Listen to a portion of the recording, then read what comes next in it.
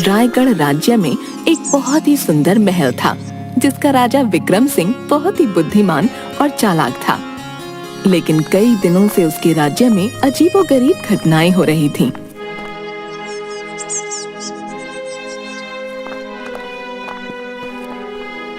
महाराज, एक अशुभ समाचार है महाराज। बोलो महामंत्री, क्या शुभ समाचार है? राज्य में सब ठीक तो है ना?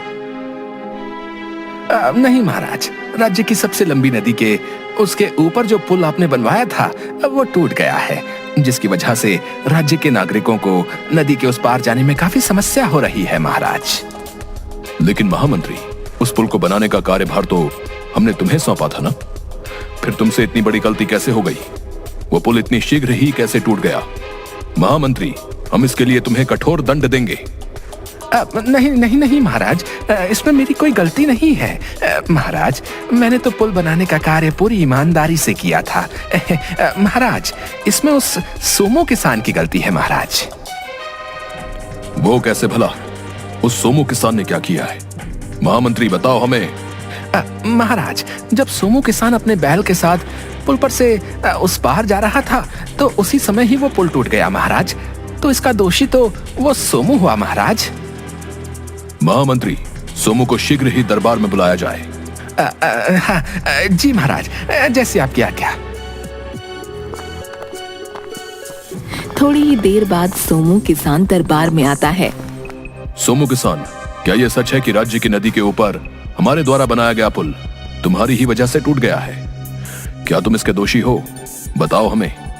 नहीं नहीं महाराज, मैं पुल टूटने का दोषी नहीं हूँ महाराज, बल्कि पुल टूटने से तो मेरी बैल नदी में गिर गई और उसकी मौत हो गई महाराज। मैं गरीब किसान हूँ, मेरे पास तो एक ही बैल था, वो भी पुल टूटने की वजह से मर गया महाराज। अब मैं क्या करूँगा? चुप हो जाओ सोमो किसान। हैं? तुम्हारे कहने का क्या मतलब है कि महाराज के बनाए पुल की वजह से तुम्हारे बैल की मृत्यु हो गई? देखिए महाराज, ये सोमो अपनी गलती मानने के बजाय उल्टा आपके द्वारा बनाए पुल को ही दोष दे रहा है। देखा महाराज, महाराज यही दोषी है, इसे सजा दीजिए महाराज। सोमो किसान, तुम्हारी इतनी हिम्मत कि तुम राजा पर ही दोष लगाओ। सैनिकों, इस सोमो को बंदी बना लिया जाए और कारावास में डाल दिया जाए। महाराज, मुझे माफ कर दीजिए, मेरे कहने का मतलब ये बिल्कुल भी नहीं था। मैं निर्दोष हूँ महाराज, ऐसा मत कीजिए। अगर मैं कारावास में रहूंगा तो मेरे बीवी बच्चे भूखे मर जाएंगे महाराज। जिसके बाद दो राजा के सैनिक सोमो को कारावास में डाल देते हैं। अगली सुबह राजा के दरबार में राज्य के कुछ लोग आते हैं। महाराज महाराज, हमारी मदद कीजिए महाराज, राज्य पर संकट आन पड़ा है महाराज। क्या हुआ मेरे राज्य के वासियों? आखिर कौन सा संकट आन पड़ा है राज्य पर?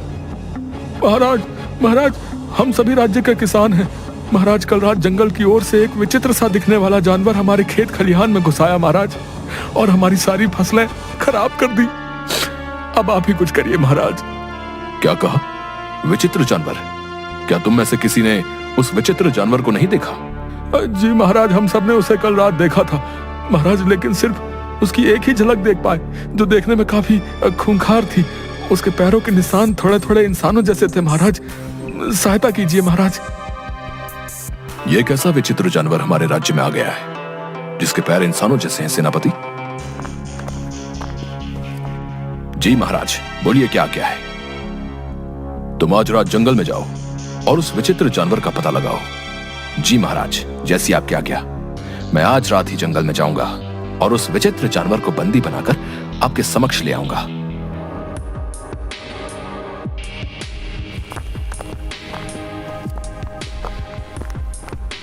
तभी सेनापति देखता है कि एक जंगल में काफी दूर तक सिर्फ पैरों के निशान ही होते हैं, जो थोड़े थोड़े किसी इंसान के पैरों की तरह ही होते हैं। लेकिन काफी दूर तक भी कोई उस जंगल में नजर नहीं आता। सेनापति वहीं जंगल में उस विचित्र जानवर के आने का इंतजार करते रहते हैं। अरे बहुत थकान हो गई, लेकिन वो विचित्र जानवर कहीं नहीं दिखा। कुछ देर आराम किया जाए। तभी सेनापति को नींद आ जाती है और वो सो जाते हैं। सुबह दरबार में एक सैनिक राजा के पास आता है। महाराज, एक अशुभ समाचार है। सेनापति की उस विचित्र जानवर ने हत्या कर दी है। दरबार में सभी ये बात सुनकर हैरान रह जाते हैं।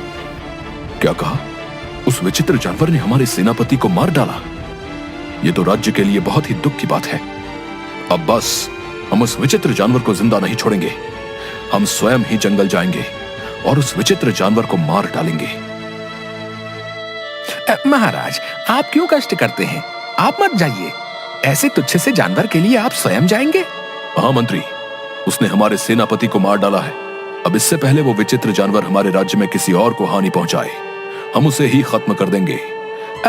ठीक है महाराज, लेकिन आपकी सुरक्षा के लिए हम अत्यधिक सैनिकों का प्रबंध करा देते हैं महाराज। नहीं महामंत्री, हम अकेले ही जंगल जाएंगे।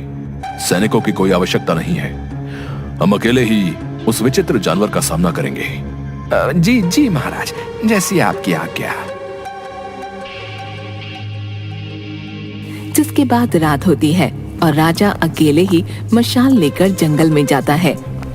आज देखता हूँ वो विचित्र जानवर हमसे कैसे बचता है। राजा उस विचित्र जानवर का जंगल में आने का इंतजार कर रहे होते हैं। राजा थोड़ी दूर जंगल में चलते हैं तो देखते हैं कि उस विचित्र जानवर के पैरों के निशान दिख रहे हैं।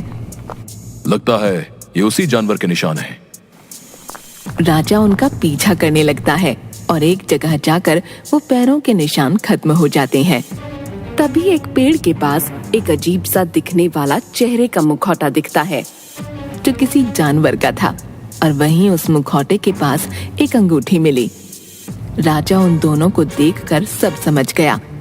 अच्छा, तो वो दुष्ट ही विचित्र जानवर है। हम उसे नहीं छोड़ेंगे। जिसके बाद सुबह होती है।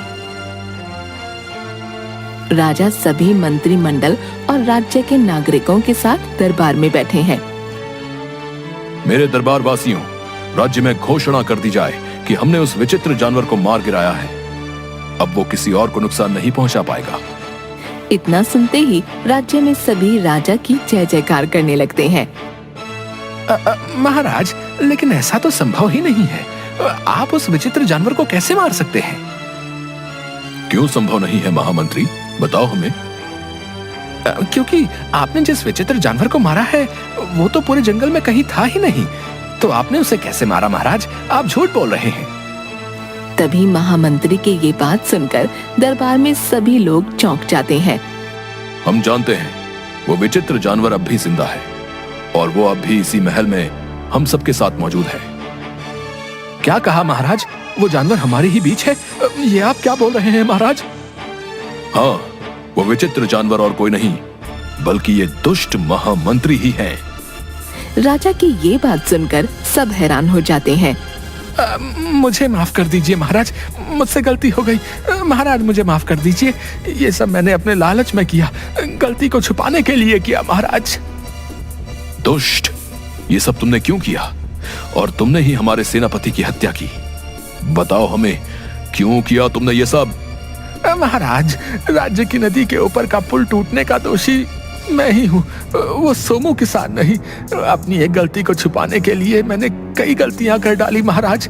दरअसल जितना धन आपने मुझे उस पुल को बनाने के लिए दिया था, मैंने लालच में आकर उसका आधा ही उस पुल को बनवाने में खर्च किया और बाकी का धन अपने पास रख लिया।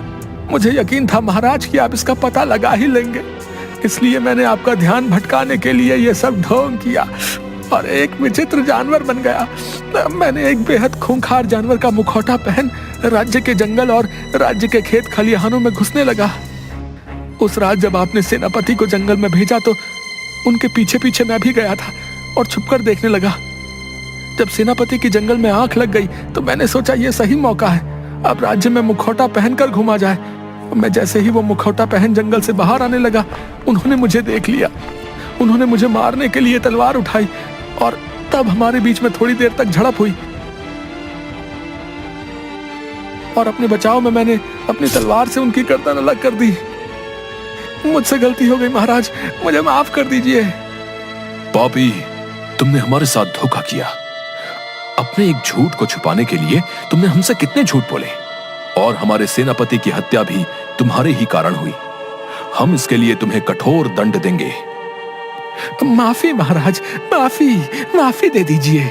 सैनिकों, सोमू किसान को कारावास से रिहा कर दिया जाए।